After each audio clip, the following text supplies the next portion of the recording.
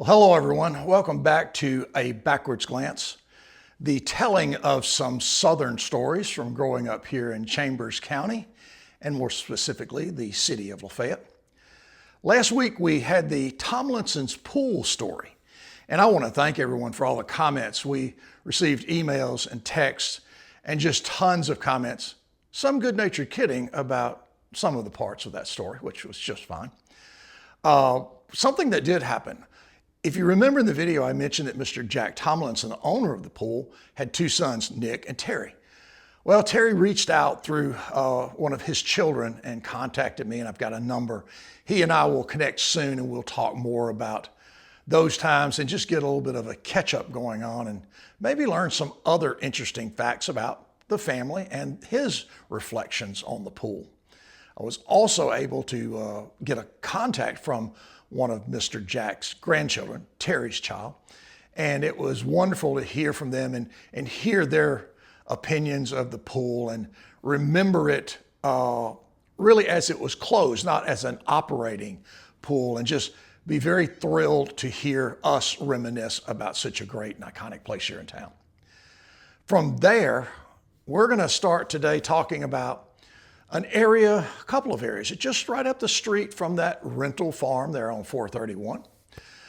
The first place is right at the driveway of the TB hospital. You remember I mentioned that scary place last week. And yes, it did turn out to be a lot safer than I thought it was going to be.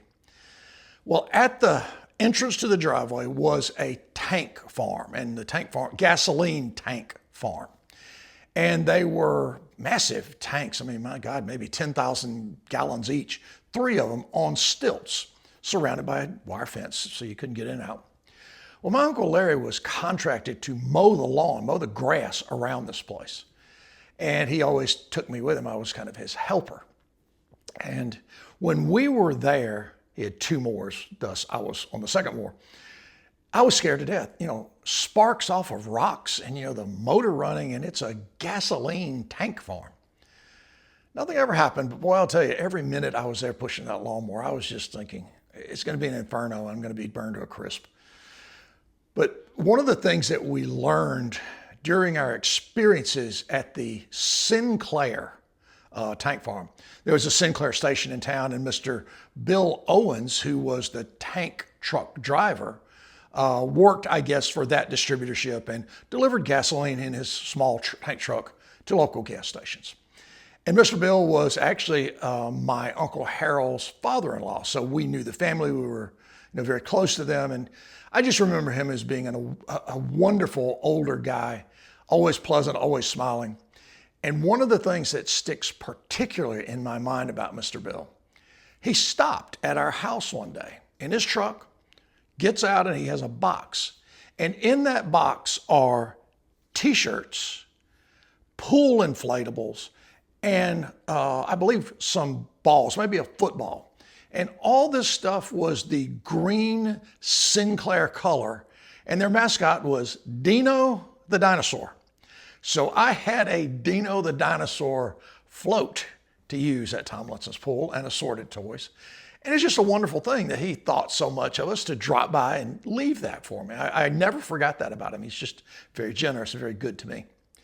But one day, Larry and I are up there, and we were mowing the grass around the tanks, and Mr. Bill drove up to get a fresh load.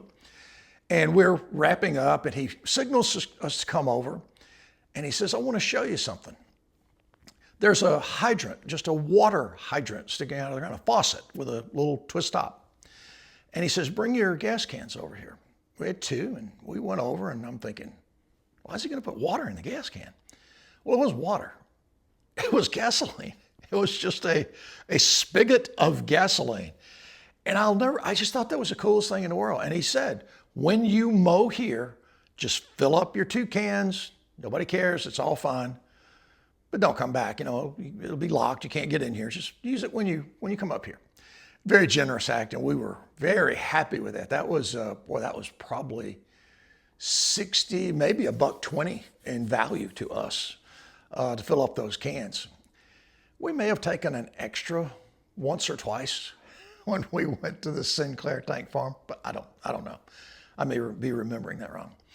It was a fun place, and just having the benefit of free gas made it a place that we cut very often, very regularly. Now, from there, there's another place just up 431, house on the right. It was a rental property. And one of the people who is very special to me, his name is Coach Henry Nettles. He was the varsity coach, and coached all sorts of sports in Lafayette when I was in the 7th and 8th grade. Coach Nettles was this tall, athletic, wonderful human being who really went out of his way to mentor me. And I don't know what the deal was. I mean, at the time I was starting to play ball and really get into it and be interested, he was there. And my father had no interest in football, didn't want to talk about it, didn't want to be involved because he was busy taking care of the family and working 20 hours out of the day. I understand that. But Coach Nettles really stood out to me as almost a father figure. He, along with Coach Larry East, who was also an assistant principal, two of the people in my life who were incredibly valuable mentors for me as a kid growing up. But Coach Henry was just very different. I was with him in classes during school, and he was always around. He was a big Laker fan, and I was a Celtic fan. So Coach used to bust on me all the time. Of course, the Lakers were winning. They had Jerry West, I think Elgin Baylor, maybe Chamberlain was there, I'm not sure. And I was, always with the Celtics, the John Havlicek era, and those great players. We had our conversations. He won all the conversations, but I enjoyed the exchanges. Coach was one of those guys. We would go to our PE classes early on, and we'd play football out on the fields. Coach didn't watch. Coach played. Coach was the quarterback of both teams, and I'm telling you, on a crisp afternoon, Coach Nettles throws you a pass, you're going to know it got there. And you better catch it, because if it gets you in the chest, it's going to leave as a bruise. He could play. He could throw. He could do everything. He was just that athletic guy. And I loved him. I'm just telling you flat out, I worshiped him. He took a special interest in me and other kids. And maybe he sensed how much I needed that, but he was always so important to me. And he nicknamed me Big Sid. At the time, in the 7th grade, I was a head above everyone else. I was just a much bigger kid. And I tell people this all the time. By the time I got in the 11th grade, I'm looking up at everyone. They all just blew past me. It was quite alarming to me. I just didn't understand the change there in our teenage years. But we got over it. So Coach, I think later on in our 7th grade year, maybe at the end of football season, put into effect a calisthenics course during our PE class. And if you were an athlete, you went to the gym, and I think it was a 10 o'clock PE class. We went through a prescribed regimen of drills, agility drills, hand movements. You circle up and he calls out and you move and you follow directions. We did the backwards bear crawl across the gym. We did squat thrusts. We did maybe the duck walk back and forth up and down the floor. And it was pure conditioning. We would run up and down the bleachers. They'd be folded up. We'd jump up and down on the wall. We climbed a grass rope hand over hand in the gym. And Coach got us in unbelievable shape. I mean, I don't think I've ever come close to being in that kind of condition. He was trying to prepare us for what was coming. Obviously, our next years of junior high ball, but getting us developed to become his team, I think, as well. I think he knew this group of 18 kids was going to be some good athletes. Now, as the schools broke apart, when Chambers Academy opened and Tallapoosa Academy opened, our class divided. We went from 18 to 8 at Chambers, and the remaining 10 fractured a little bit more and went elsewhere. So it really changed the dynamics of what our team was. But one of the most difficult times in my life was when Coach Nettles left Lafayette. I think he left after his 2nd year. His teams were not good. He did not have athletes. They did not play well. I don't think they played well together. And they had losing seasons, and Coach left town and went to North Georgia, maybe Ackworth or Kennesaw, something along that line. And I was devastated. Not only was he the adult that I was in contact with most of the time, he was my personal teacher. He mentored me in life. He taught me things about behaving, about how to look at things. He was very much a huge role model for me in those very informative 7th and 8th grade years. And when he left, it left a giant hole in my life. I was just devastated when he went away. One of the things he did after a year or so, I think I'd gotten a motorcycle. I was at my grandparents' house. My mother called and said, Coach Nettles is at our house. Man, I just took off. I got there as quick as I could. Coach Henry's there in his Ford F-150 with a camper on the back. And I remember seeing him and just grabbing him and holding on to him. I mean, I missed him so bad because he was so important to me. Now, the good thing is we have reconnected and through a friend of ours, Mr. Ted Talley. And Coach and I are still in contact, and he'll send me little comments and things as we go along some of the YouTube things. And he's still an incredibly important man in my life. He's a wonderful Christian man. He is just a great person for me to know still. One thing that Coach did in class back in our day, if you were caught doing something, an infraction of some sort, he gave you a number. You would be number 1, you'd be number 6, number 10. On Friday, at the end of school, the last period, you got 1 lick with his paddle for your number. If you got 2 numbers, you got 2.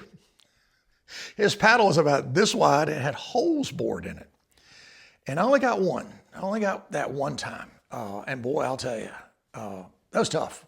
He lit you up pretty good. So discipline was a part of his deal. And I'm telling you, not a single one of us didn't understand that we were going to be incredibly well behaved anytime Coach Nettles was involved or within earshot. We walked a very straight line.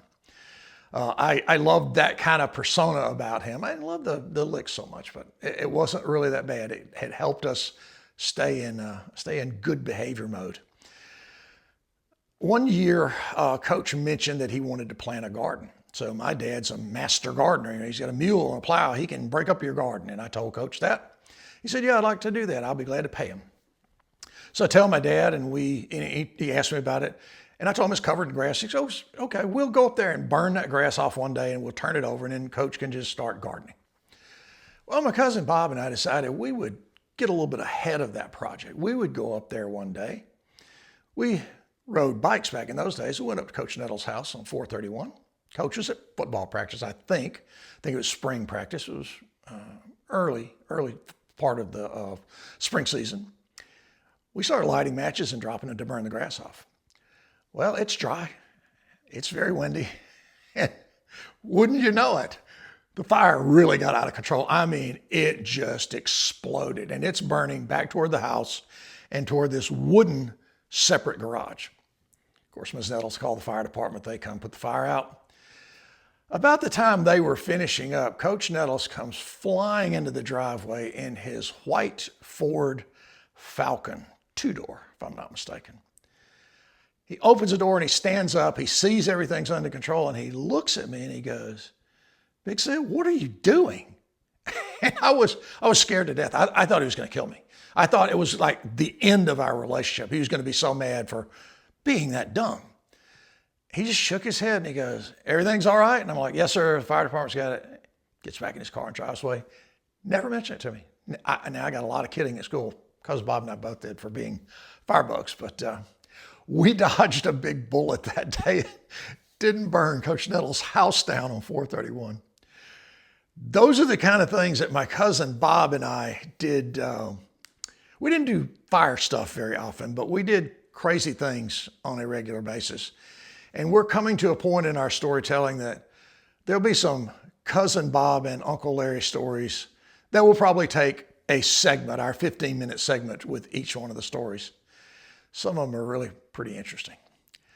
I hope Coach Nettles gets to see this video today. I hope it reminds him of being back here and some of the really good parts of his tenure at Lafayette High School and here in Lafayette. Coach, love you, man. Miss you. We have to get together soon and we're going to make that work out. But let me say here on camera in front of everyone and to you, thanks for everything. You were such an important person then for me, and you are still today. So I appreciate you very much. Hope everybody will enjoy today's stories and the other stories. And until we get back together again, take care. Have a great week. We'll see you soon. Bye-bye.